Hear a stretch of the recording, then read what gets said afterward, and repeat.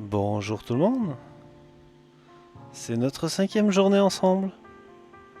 Je suis content de vous retrouver, je suis content de recommencer. Je vais faire une vidéo un peu plus courte aujourd'hui. On va faire une fonctionnalité assez simple. Je sais pas, c'est peut-être une erreur, mais je me suis dit que peut-être un samedi matin, vous aviez pas envie que ça dure aussi longtemps qu'hier. Peut-être souhaitez-vous rattraper ce qu'il y avait dans toute la semaine. Et du coup, si je vous propose encore de rester pendant 15 minutes, ça va commencer à faire beaucoup. Non, le but c'est de se faire plaisir et franchement, ça me fait vraiment plaisir d'être là tous les matins avec vous. Et ça me fait encore plus plaisir d'avoir autant de feedback positif de la part de tout le monde. C'est vraiment génial. Merci de me suivre, merci de liker, merci de regarder les vidéos. Et si vous les regardez un peu plus tard, merci aussi. Et merci si vous me faites des feedbacks même 3 mois plus tard, ça me fera plaisir. Alors on s'est quitté hier avec un projet où on avait juste un formulaire qui permettait de proposer un tweet, mais il y a juste l'affichage du formulaire. Donc on va améliorer un peu ça, on va aller un peu plus loin. Je vais dans mon terminal, je vais démarrer mon VS Codium. Parfait. Je vais aussi démarrer un petit serveur Symfony. Bah oui, je m'installe avec vous là. Forcément, j'ai pas tout préparé à l'avance. Et je me retrouve donc avec le formulaire dont je parlais. Le truc, c'est que si j'envoie pour le moment une fake news, par exemple, The Earth is flat, j'aurais pu le mettre en français, mais je me doute que Twitter va peut-être plus détecter si c'est en anglais. Bref, je clique sur proposer un tweet. Et là, il se passe rien, enfin presque rien. On envoie quand même la requête, on envoie bien le formulaire.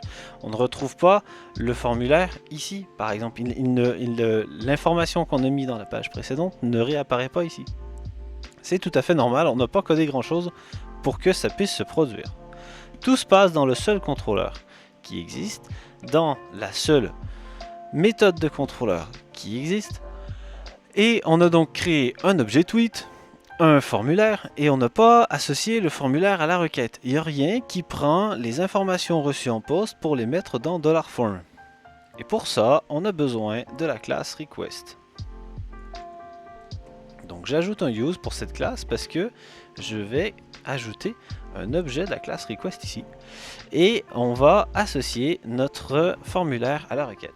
$form flèche handle request $request. Parfait. Juste ça, ça va faire que quand on envoie le formulaire désormais, eh bien l'input là, le texte qui est ici, va nous représenter à nouveau le texte qu'on a envoyé. J'envoie, je charge, allez, et ben voilà, the earth is flat. C'est déjà comme préécrit. Si je reclique là ici, pouf, ça reste écrit. Pourtant, j'ai rechargé la page à nouveau. Parce que au moment où on a associé le formulaire à la requête, on prend l'information qu'on avait reçue depuis la page du formulaire précédent et on réassocie ça à notre $form, puis on renvoie notre $form à la vue. Alors forcément, ça fait un formulaire pré-rempli. Sauf que c'est pas très utile d'avoir le formulaire pré-rempli à chaque fois qu'on clique sur le bouton, hein. Ce qu'on veut, c'est que ça s'enregistre quelque part. Et en faisant handle request, on récupère notre $tweet. Donc si je fais un dd de $tweet, on va donc afficher la page. Oups, oui c'est bon, c'est bien ici. Et là, on voit bien que j'ai un tweet qui n'a pas d'ID, mais qui a au moins son contenu. Ah, il n'a pas de created date, il faudrait qu'on aille gérer ça. Il n'y a pas de valeur pour le moderated, on va aller régler ça aussi. Il n'y a pas de valeur pour le marked as fake, on va régler ça aussi. Et le tweet ID devait rester nul, tout va bien. Donc je vais retourner dans VS Codium, je vais enlever la ligne de code qui est un peu inutile ici. Et on va au moins vérifier que notre formulaire est bien envoyé. Pour le cas où notre formulaire est bien envoyé, is submitted, et que notre formulaire est bien valide, is valid, eh bien on va se retrouver avec un $tweet qu'on va chercher à vouloir persister en base de données. Donc là, on peut récupérer notre entity manager. Alors, je fais $EM un peu à l'ancienne.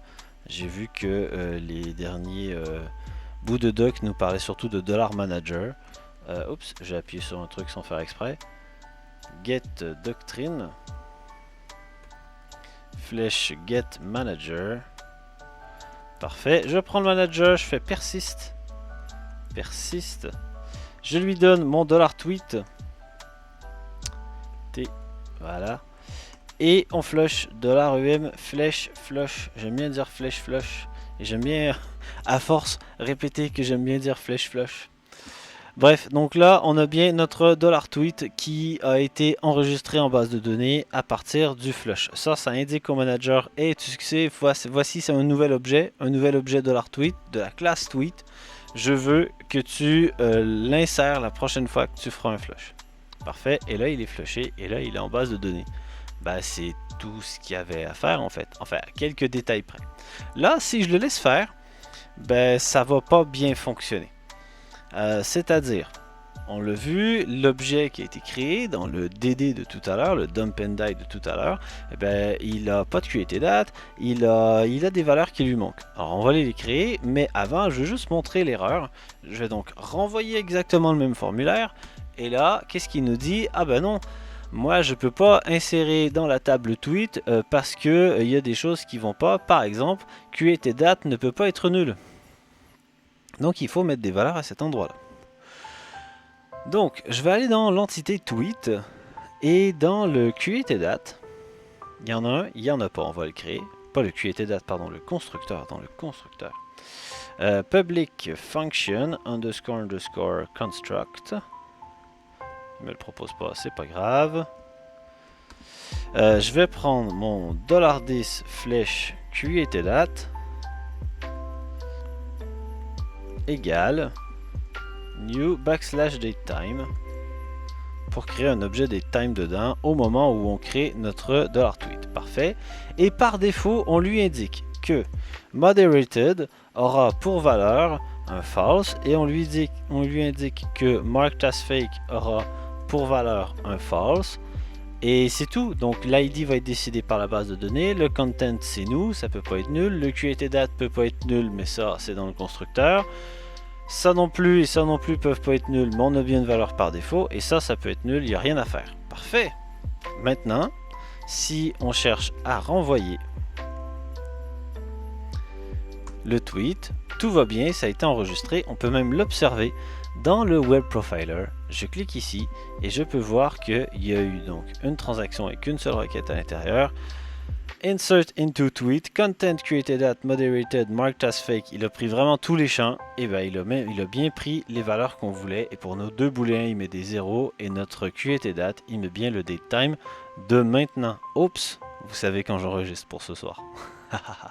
Bref, je vais donc revenir sur ma page d'accueil et je vais pouvoir ajouter des nouvelles fake news, comme par exemple The election is a fraud. Ça veut rien dire parce que c'est pas la bonne phrase, mais c'est pas grave, j'avais envie de mettre ça.